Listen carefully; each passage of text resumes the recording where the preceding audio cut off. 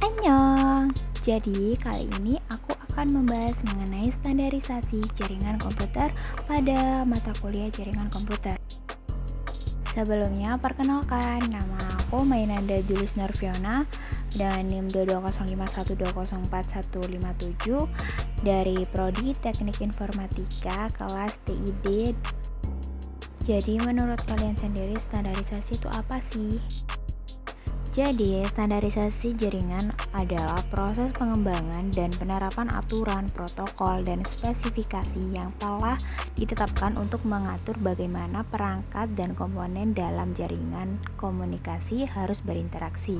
Standarisasi jaringan sangat penting karena memungkinkan berbagai perangkat dan sistem yang berbeda dari berbagai vendor untuk saling berkomunikasi dan bekerja sama tanpa masalah.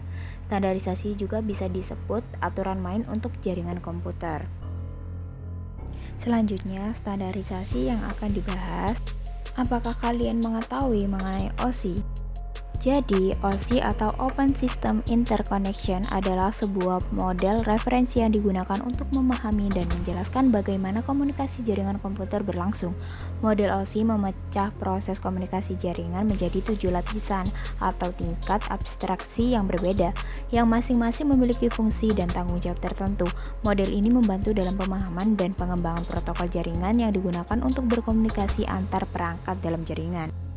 Model ini juga sering disebut dengan model 7 lapis OSI atau OSI 7 layer model. OSI layer yaitu konsep yang memungkinkan pertukaran informasi terjadi antara berbagai jenis sistem komunikasi komputer dengan menggunakan protokol standar yaitu TCP atau IP. Berikut ini model OSI dari lapisan paling tinggi hingga paling rendah. Yang pertama ada application layer atau lapisan aplikasi, yang kedua ada presentation layer atau lapisan presentasi, yang ketiga ada session layer atau lapisan sesuai permintaan, yang keempat ada transport layer atau lapisan transportasi, yang kelima ada network layer atau lapisan jaringan, yang keenam ada data link layer atau lapisan data link, yang ketujuh ada physical layer atau lapisan fisik. Yang pertama, application layer yang merupakan lapisan teratas dalam model OSI. Lapisan ini berhubungan dengan aplikasi dan layanan yang digunakan oleh pengguna seperti email, browsing web, dan transfer berkas. Yang kedua ada presentation layer yang bertanggung jawab untuk mengelola format data, enkripsi, kompresi, dan konversi data agar bisa dimengerti oleh perangkat penerima. Yang ketiga ada session layer yang mengelola pembentukan, pemeliharaan, dan penghentian sesi komunikasi antara dua perangkat dan juga mengelola masalah seperti kontrol aliran dan sinkronisasi. Yang keempat ada transport layer yang menyediakan mekanisme untuk pengiriman data yang handal dan efisien antara perangkat. Yang kelima ada network layer yang bertanggung jawab untuk mengarahkan paket data dari satu perangkat ke perangkat lain dalam jaringan yang berbeda. Yang keenam ada data link layer yang mengelola komunikasi antara dua perangkat dalam satu segmen jaringan yang sama dan juga mengendalikan akses ke media fisik seperti Ethernet. Yang terakhir ada physical layer yang berhubungan langsung dengan perangkat keras fisik yang digunakan dalam jaringan seperti kabel, konektor, dan sinyal listrik. Ini mendefinisikan cara bit data dikirimkan melalui media fisik. Selanjutnya ada protokol yang bekerja di OSI layer.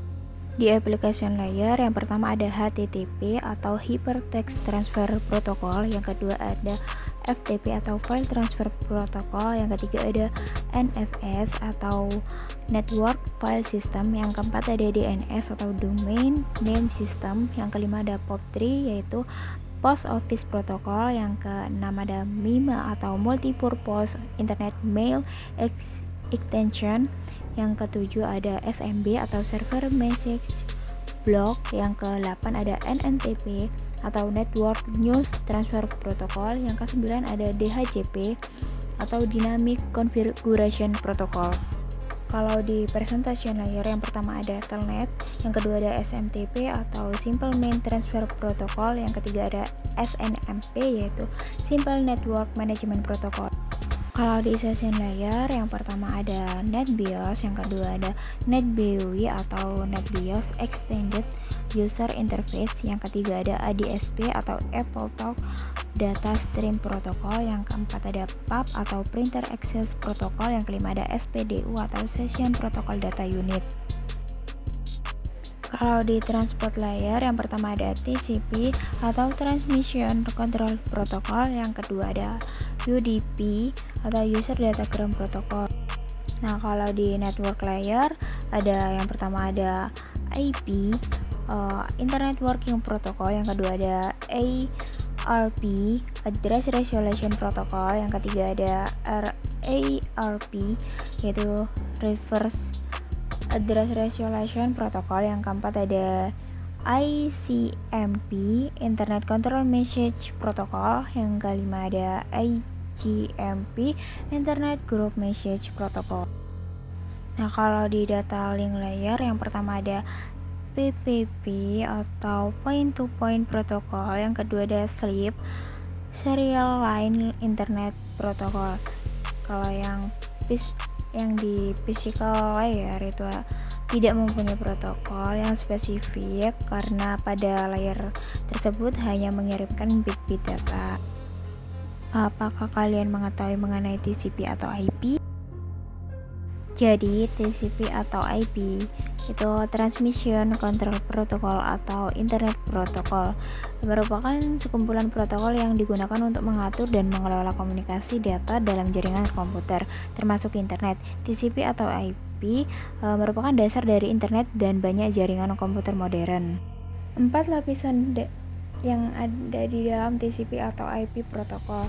Yang pertama ada application layer. Di situ ada HTTP atau Hypertext Transfer Protocol, ada FTP File Transfer Protocol, ada SMTP atau Simple Mail Transfer Protocol, dan lain sebagainya. Yang kedua ada transport layer. Yang di situ ada TCP atau Transmission Control Protocol. Yang kedua ada UDP atau User Datagram Protocol. Yang selanjutnya ada internet layer ya. Di situ ada internet protokol atau IP yang dapat berupa IPv4, Internet Protocol Version 4 atau IPv6, Internet Protocol Version 6. Yang terakhir itu ada network layer, yaitu ada Ethernet, Wi-Fi, PPP, atau Point to Point Protocol, dan lain sebagainya.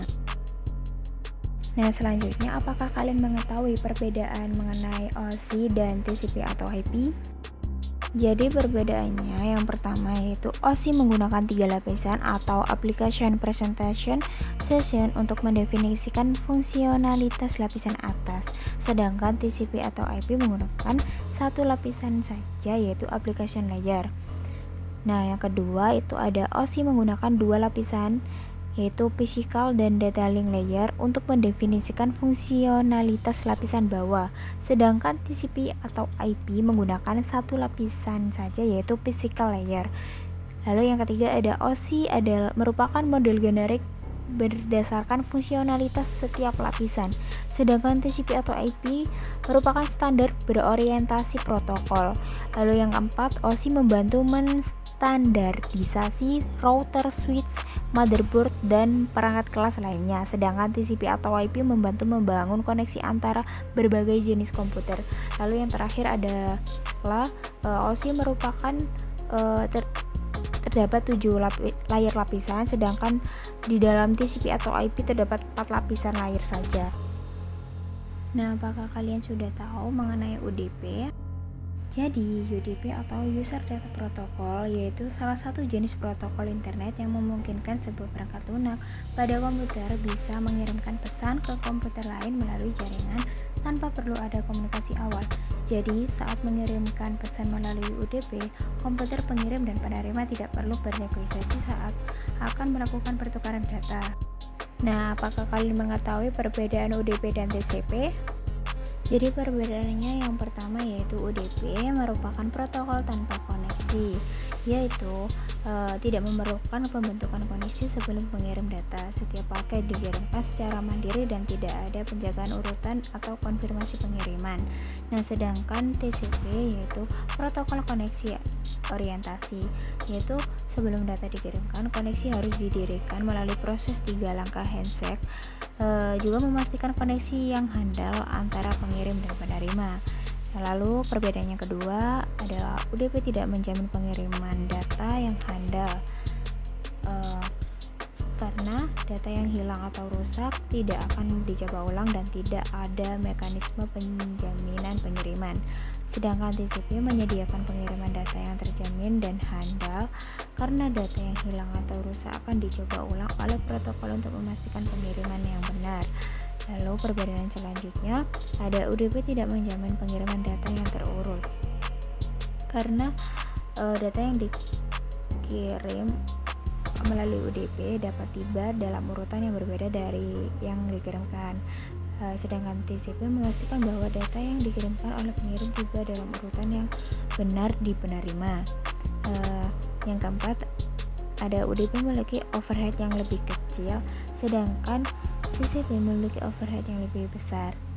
Lalu, UDP juga cocok untuk aplikasi yang memerlukan latensi rendah dan tidak memerlukan penanganan kesalahan atau pengiriman data yang terurut, seperti video game online dan voice over IP. Sedangkan TCP cocok untuk aplikasi yang memerlukan pengiriman data yang handal dan terjamin, seperti transfer file, email, dan web browsing. Selanjutnya yang terakhir ada UDP memiliki protokol DNS, Domain Name System, SNMP, Simple Network Management Protocol, lalu RTP, Real Time Transport Protocol untuk streaming media. Sedangkan TCP memiliki protokol HTTP untuk web, FTP untuk transfer file, SMTP untuk email. Sekian pembahasan dari saya. 감사합니다.